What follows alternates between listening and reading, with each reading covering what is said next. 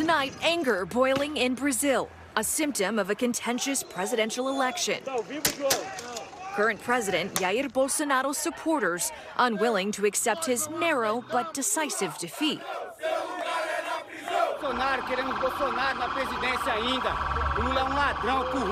In the days following his loss to opponent Luiz Inácio Lula da Silva on Sunday, Bolsonaro fell quiet while his supporters grew louder. Amid the unrest, almost 2 days after his election loss, Bolsonaro finally addressed the nation.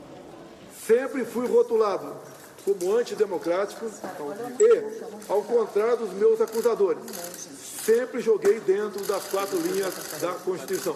Just as telling is what Bolsonaro did not say. While his chief of staff said they would begin the transition of power, Bolsonaro never formally conceded, he never recognized his opponent's victory, and he said the protesters are right but should remain peaceful. I think he is saying these kinds of things just like Trump did in order to send messages to his supporters that he still loves them. If you recall the comment that Donald Trump made on January 6th when he asked them to go home. Aqui não é caminhoneiro, aqui é Brasil. Protesters carrying flags bearing Bolsonaro's face blocked roads. They blocked highways, facing off with police on roads leading to Sao Paulo airport, even causing flight delays, squeezing the supply to and from major cities in Brazil. How long the protests will persist is not clear, but the impact is, creating an uphill battle for the Silva as he readies to assume power. With such a divided country, what is Lula's agenda moving forward? I think he's going to spend a lot of time in the international arena working on climate change, defending the Amazon, ending deforestation. He'll also have to tackle a very complicated economic situation because of inflation and other problems in the country. Okay.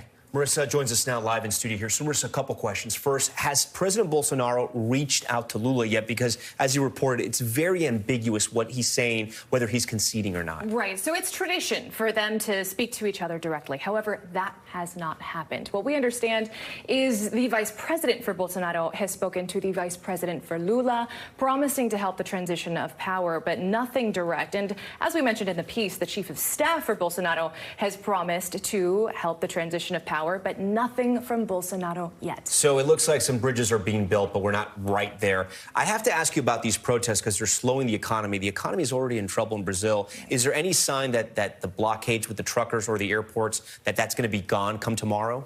Yes and no, because if you look at things on the ground right now, they have slowed down a little bit, but that's because of a Supreme Court order in Brazil. So they had ordered for state police to come in, and a lot of the barricades that we were talking about in the piece have been taken down. However, our crews on the scene are telling us that a lot of these truck driving protesters are actually saying they have every intention of going back out come tomorrow once state police are out of there. And tomorrow's a national holiday in Brazil. So they say they're planning on taking the holiday to actually demonstrate in front of military headquarters and demanding that the military take action to keep Bolsonaro in power. So, Tom, yet another day of holding our breath, waiting to see what tomorrow holds. And we will be watching and reporting all of it. Okay, Marissa, thank you so much.